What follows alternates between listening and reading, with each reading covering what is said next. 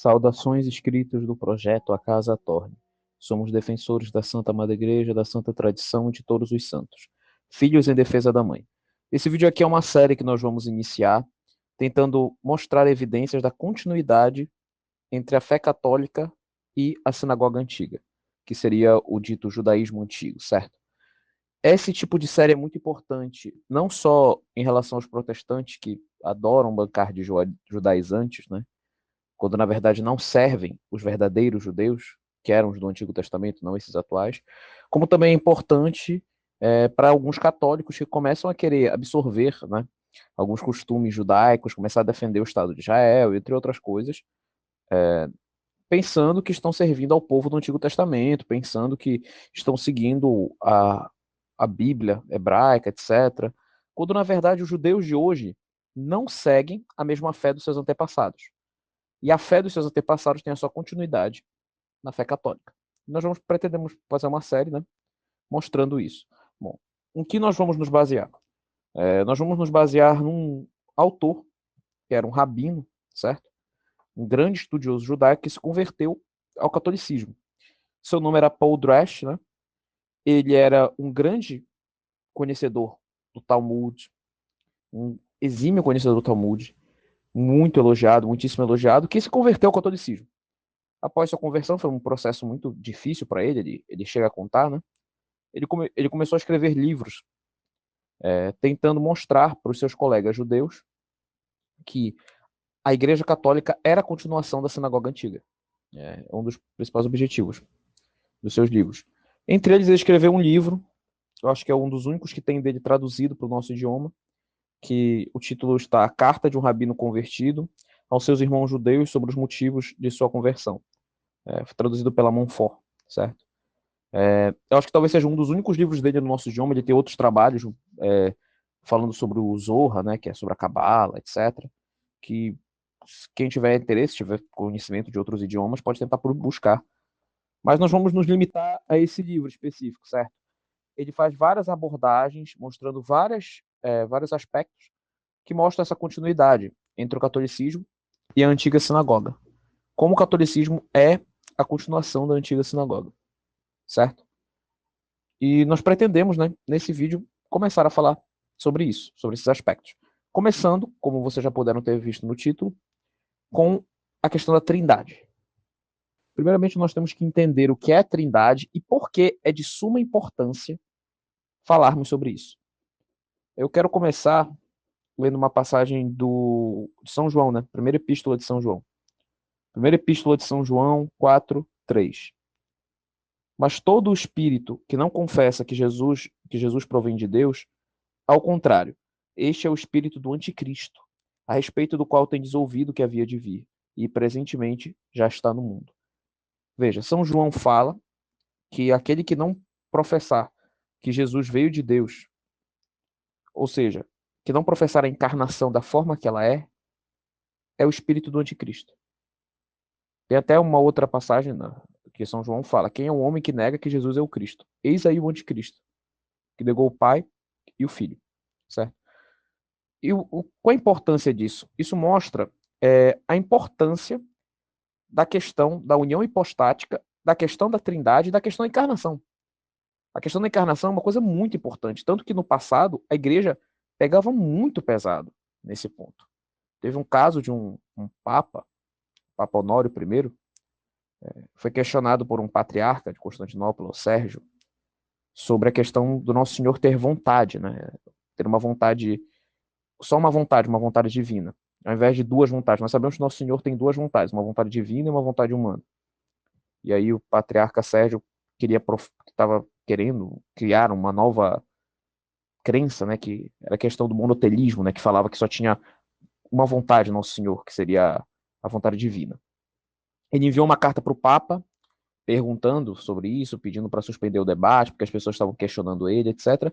E o Papa escreveu uma carta ambígua, note bem, não deixava claro, ele não falava claramente a heresia, mas ele falava ambiguamente, né, onde ele atacava a heterodoxia, dizendo que devia suspender o debate, né, dizendo da questão de só uma vontade, divina, mas atacava a ortodoxia também, das duas vontades.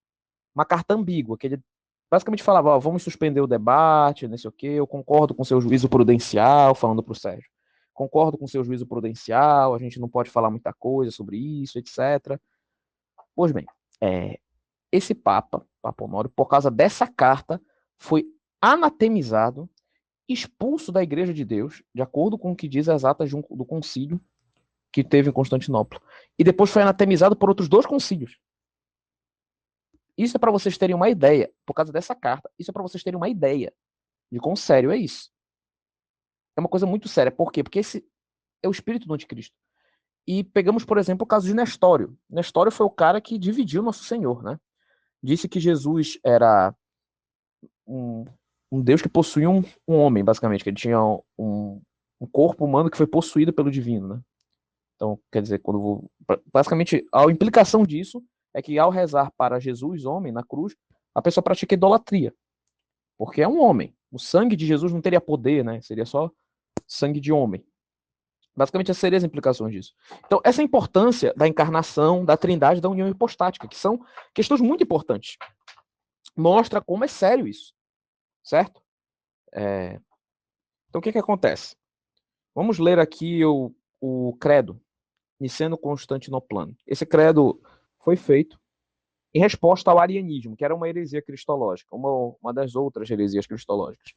Ario acreditava que Jesus era uma criatura, a criatura mais nobre criada pelo Pai. Curiosamente, parece que tinha relações fortes com o judaísmo, né? Então faz sentido até. O credo veio em resposta a ele. Quero fixar uma parte. Creio em um só Deus, Pai Todo-Poderoso, Criador do céu e da terra, de todas as coisas visíveis e invisíveis. Creio em um só Senhor, Jesus Cristo, Filho unigênito de Deus, nascido do Pai antes de todos os séculos. Deus de Deus, luz da luz. Deus verdadeiro de Deus verdadeiro. Gerado, não criado, consubstancial ao Pai. Isso era a parte que eu queria destacar. Veja bem, Jesus, se a gente for compreender o dogma trinidade, quem é Jesus? Bom, temos Deus. Nós, seres humanos, meros mortais, nunca vamos conseguir compreender totalmente Deus. Nunca vamos conhecer, né, totalmente Deus. Porque nós teríamos que ser maiores do que Ele para conhecer totalmente Ele. Nós nunca vamos conhecer totalmente Deus. Mas Deus pode conhecer totalmente a si mesmo. E esse conhecimento que Deus tem de si mesmo, esse conhecimento que Deus tem de si mesmo, gera uma ideia, um verbo. É o que nós chamamos de verbo. É a ideia que nós temos de lugar. Então, por exemplo, quando, digamos, me falam sobre França, a França tem a Torre Eiffel, e pães, e uma comida maravilhosa, e o museu, eu começo a criar uma visão na minha cabeça de como é a França. Isso é o verbo. Então, o conhecimento que Deus tem de si gera um verbo eterno, que é nosso Senhor Jesus Cristo. Por isso que ele é chamado também de sabedoria, né? Porque ele é o conhecimento que o Pai tem de si mesmo. Então, o Pai, né, tem esse conhecimento de si mesmo e gera o Filho, isso desde toda a eternidade, fora do tempo. Então, podemos dizer que o Filho procede do Pai. Só que o Pai e o Filho se amam. Podemos ver esse amor do Pai e do Filho, né? O Pai e o Filho se amam. E esse amor que o Pai e o Filho têm um pelo outro é tão perfeito que dele, né, desse amor, procede o Espírito Santo, que é a terceira pessoa da Santíssima Trindade. Então, o Filho procede do Pai e o Espírito Santo procede do Pai e do Filho. Tem até uma polêmica com os ortodoxos que eu não vou puxar nesse vídeo, né, que envolve essa questão da Trindade, que é uma questão complexa e que é importante a gente falar até, mas não nesse vídeo. Bom, qual é a questão? Esse é o dogma da Trindade, da Santíssima Trindade. Só que tem um detalhe. Muitos judeus e alguns protestantes acusam que a Trindade era um dogma pagão. Foi uma invenção pagã, porque existiam 3 deuses, essas coisas. Existiam, entre aspas, trindades nos pagãos. Algumas coisas, protótipos. Não dessa forma que nós estamos falando aqui. Mas existiam algumas coisas, uma coisa que não tem muito a ver, mas eles pegam, né, claro, para pegar. E o principal argumento é o seguinte, veja bem, os judeus antigamente acreditavam em um só Deus. É só isso que eles acreditavam. Acreditavam em um único Deus, que era Javé. Só. Não tinha essa questão de um Deus em 3 pessoas. Isso não existia. Bom, isso é verdade? Bom, não tão verdade assim. Nós vamos provar aqui que os judeus do Antigo Testamento tinham uma crença, de certa forma, trinitária em Deus. Claro que não era da forma que nós conjecturamos aqui, até porque isso foi desenvolvido, foi esclarecido depois por Nosso Senhor, etc. Não é dessa forma que nós abordamos aqui. Mas eles tinham uma crença, vamos dizer assim, primitiva na Trindade, sim. E é isso que Paul Dresch prova em seu livro. Inclusive citando o Talmud, certo? Então vamos lá, vamos passar para o livro de Paul Dresch. Só quero pedir desculpas antes de começarmos a ler, certo? Porque Paul Dresch usa muito hebraico e os nomes que ele se refere dos rabinos em questão são hebraicos, se eu não me engano também. E é complicado de se ler, né? Esses nomes são bem complexos, mas quero pedir desculpas de antemão, né? Mas vamos ler, né? Para facilitar o entendimento, quando tivermos que ler, só pedimos desculpa de antemão por para quem tiver algum período hebraico vendo o vídeo, alguma coisa assim, algum cara que tem um conhecimento maior sobre isso, tal. Se estranhar, sim, eu quero pedir desculpas de antemão, não é minha vontade passar por especialista em leitura de hebraico, não. Quero só apresentar os argumentos do autor, que sim, era especialista em hebraico, que ele apresenta nesse livro. Tudo bem? Então, de antemão, quero pedir desculpas por qualquer erro de pronúncia, qualquer erro assim, mas eu lerei quando tiver que ler para facilitar o entendimento, certo? Paul Dresch, Cartas de um Rabino Convertido, página 45. Abre aspas. A divindade una e trina, que a igreja adora, é anunciada por Moisés, nesse versículo de Deuteronômio, onde ele exprime ao mesmo tempo a unidade e a trindade. Escuta, ó Israel, Javé, nosso Deus, Javé um. Essa tripla repetição do nome do Senhor é contrária às regras gramaticais e ao espírito da língua. Jeremias, em uma frase semelhante, diz simplesmente Javé, Deus verdadeiro, sem repetir Javé verdadeiro, pois ele não tinha como objetivo aqui, como Moisés, explicar a essência da divindade. Os rabinos percebem muito bem o inconveniente da triplicidade insólita do nome de Deus nessa passagem. Veja os comentários de Hexcone, Seferonim, Irinogna. O comentário Berrai diz expressamente que Moisés anuncia assim a unidade de Deus, a fim de prescrever para a nossa crença que os três principais atributos da divindade se reúnem em um, a saber, a eternidade, Ensof, a sabedoria, Horma, a prudência, Bina. Ora, o que é isso senão a Santíssima Trindade? O Pai eterno, o Filho, chamado nas litânias, segundo os provérbios, Passim, sabedoria eterna, Sapientia é a eterna, latim. O Espírito Santo, chamado nas litânias, segundo Isaías 11:2, Espírito de conselho e de prudência. Fecha aspas. Então nós temos aqui uma primeira evidência clara da Trindade, que nós vemos na fala de Moisés, que ele repete, de certa forma, 3 vezes o nome de Deus na hora de falar da unidade. Mas aí você fala, mas isso aí é invenção, isso aí você está forçando a interpretação. Você falou de alguns sábios que falavam sobre isso, mas não necessariamente significa isso, essa passagem. Certo? Bom, vamos continuar. Continuo citando. Paul Dresch, Cartas de um Rabino Convertido, página 46. Ele continua. Eis como se exprime sobre este versículo o Zohar, pelo qual vós professais um respeito sem limite. Só um parêntese. Aqui ele está se referindo aos judeus. Esse livro foi feito direcionado aos seus irmãos judeus. E ele está falando do Zohar, que é um livro que conta com misticismo judaico, aceito por vários grupos judaicos, certo? Onde tem várias coisas da Cabala, essas coisas. Então, ele cita o Zohar, no capítulo 13 do Zohar. Não no capítulo 13. Falando sobre essa passagem de Moisés. Há dois aos quais se reúnem em um, e eles são três. E sendo três, eles formam somente um. A palavra Elohenu, nosso Deus, se une aos dois nomes inefáveis, Javé, Javé, e é o espírito da verdade. E quando eles estão reunidos, eles formam um na unidade mais absoluta. Fecha aspas. Quer dizer, claramente o que nós temos aqui é uma grande evidência da Trindade, vamos concordar. Certo? É meio complicado, tem que ser de muita má fé para negar que o Zohar está apontando uma clara referência à Trindade. Ah, mas aí é só isso, é só essa passagem de Moisés, aí isso não deveria estar presente em outras coisas. Bom, vamos lá. Vamos continuar. Oldrecht continua. Carta de um Rabino Convertido, página 46. A Santíssima Trindade está ainda expressa, entre outros, em Gênesis 1, 26. E Deus disse, façamos o homem à nossa imagem e à nossa semelhança. Versículo 27. E Deus criou o homem à sua imagem. O Talmud, tratado Sanhedrin, diz que, na verdade, o versículo 26 depõe em favor dos saduceus, que ensinam que há muitos deuses, mas eles são refutados pelo versículo subsequente, que emprega o singular. É claro que, sob a denominação de saduceus, o Talmud designa aqui os cristãos, porque aquela seita judaica não ensina nada semelhante. Segundo o Medrash, Moisés teve repugnância ao escrever o versículo 6, quando Deus lhe ditou. Fecha aspas. Bom, o que seria esse Medrash? Medrash seria basicamente uma exegese, né, que eles contam histórias extra-bíblicas, certo? Contam informações extra-bíblicas vindas da tradição, etc. E pelo que nós podemos ver aqui, o Medrash, né, judaico, fala-nos, certo? Que Moisés teve repugnância ao escrever o versículo 26 do façamos o homem nossa imagem segundo nossa semelhança. Então, não é o que alguns falam de que, não, isso é só um erro da tradução, porque a palavra Elohim, que é usada para Deus, ela, na verdade, dá a entender o plural, mas ela, na verdade, se refere a Deus, e os judeus entendiam dessa forma. Não. Era estranho para os judeus essa palavra. Nós vamos continuar, nós vamos ver como eles interpretavam essa palavra. Tá bom? Então não é uma coisa, um erro de tradução apenas. Não, isso não existe. Não é erro de tradução, isso é mentira. A pessoa que fala isso é uma pessoa que, sinto muito, é um analfabeto bíblico. Uma pessoa que fala isso, tá bom?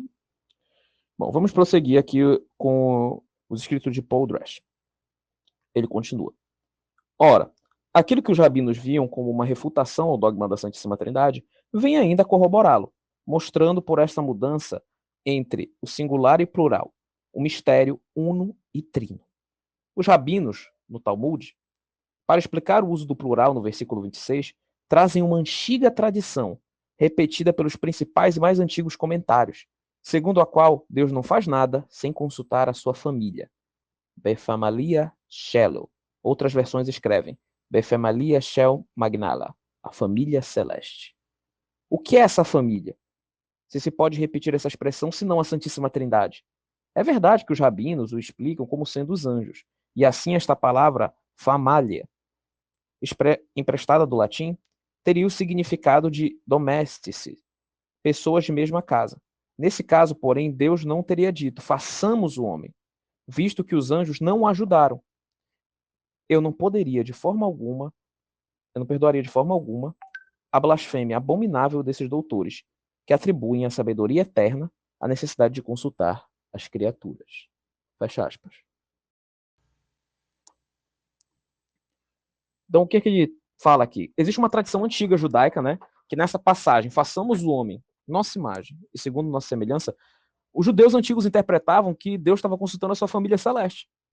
Esse era o termo que eles usavam. Agora, o que é essa família celeste? Os rabinos atuais dizem que são os anjos, certo? Eram os anjos. Claro, eles querem rejeitar de toda forma isso.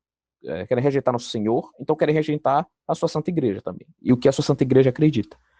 Mas só que tem um detalhe. Deus disse, façamos o homem nossa imagem segundo nossa semelhança. Nós não somos imagem semelhante dos anjos, somos imagem semelhante de Deus. E Deus teria que consultar criaturas para criar. Sinceramente, isso cai numa espécie de gnose, onde as criaturas são criador, uma coisa que não faz sentido, entendeu? É uma coisa muito forçada. O que nós temos aqui, na verdade, é uma clara referência a uma trindade primitiva. Nós vemos claramente isso aqui. Bom, e ele continua, Paul Dresch continua com mais evidências. Paul Dresch, Carta de um Rabino Convertido, página 47, abre aspas. Adicionalmente, para encerrar a questão, eu citaria o Zohar, autoridade irrecusável para eles. Eis o que diz esse livro santo, como ele é frequentemente titulado. Façamos o homem. A quem ele disse isso? Certamente ele disse a Yod, He, Vavé, Ri, centro dos 10 atributos divinos. Citação de Zohar. Yod, He, Vavé, He são as 4 letras do nome Javé. O Zohar nomeia aqui essas letras, no lugar do nome inefável, propriamente dito, o que é, com certeza, extraordinário para indicar a Santíssima Trindade. Com efeito, cada uma das 3 pessoas adoráveis é designada por uma dessas letras. Nós vamos demonstrá-lo. Ele continua na página 48. O nome inefável do tetagrama contém, como acabamos de ver, somente 3 letras diferentes, dispostas segundo a ordem de processão das pessoas divinas.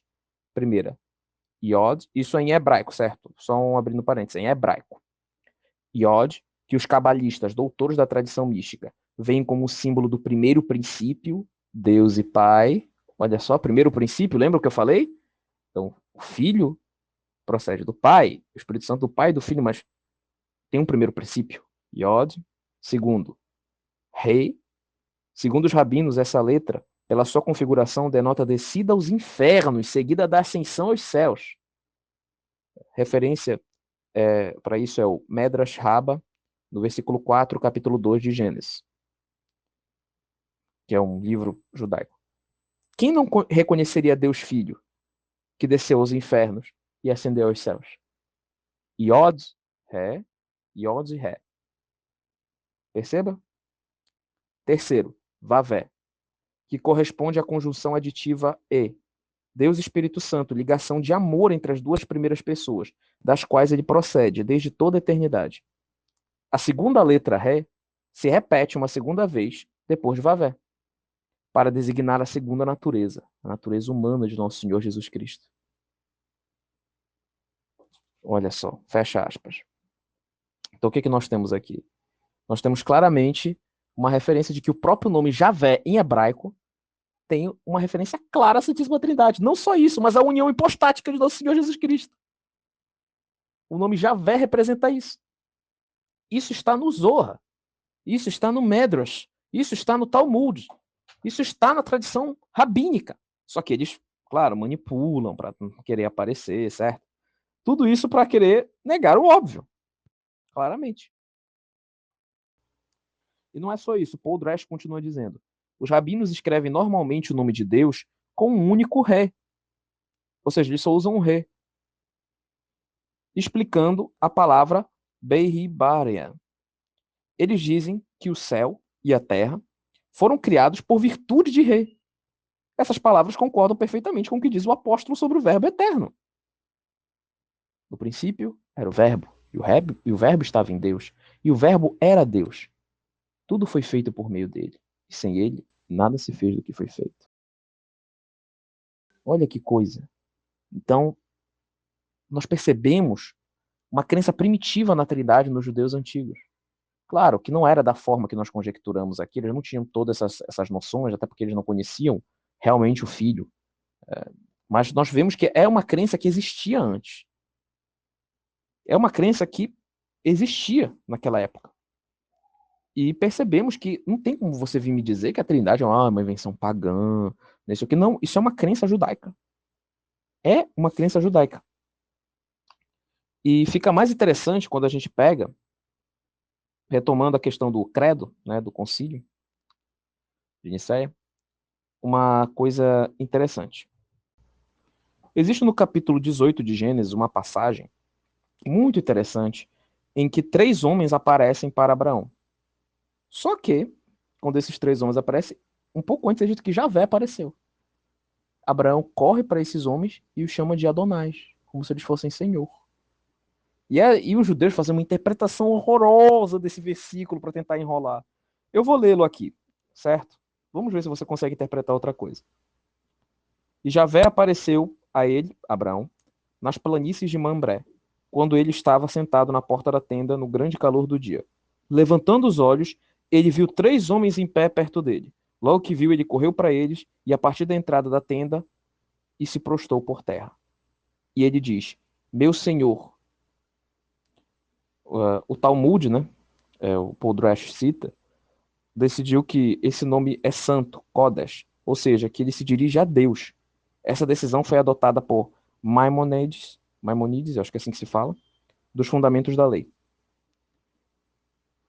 E Abraão continua: meu senhor, eu te peço, se eu encontrei graça a teus olhos, não desprezeis teu servidor. Permiti que traga um pouco de água, lavei vossos pés, em seguida vos continuareis vosso caminho, já que vós haveis passado perto de vosso servo. E eles disseram: seja feito como tu dizes. E ele pegou manteiga e os serviu. Ficou perto deles sobre a árvore, eles comeram. E eles disseram: onde está Sara, tua mulher? E ele disse: eu voltarei a ti em 1 ano, e Sara, tua mulher, terá um filho. E Sara se ria interiormente, pensando. E Javé disse a Abraão: por que Sara se ri pensando? algo difícil demais para Javé? Em 1 ano eu voltarei a ti, e Sara terá um filho. Entretanto, Sara negou.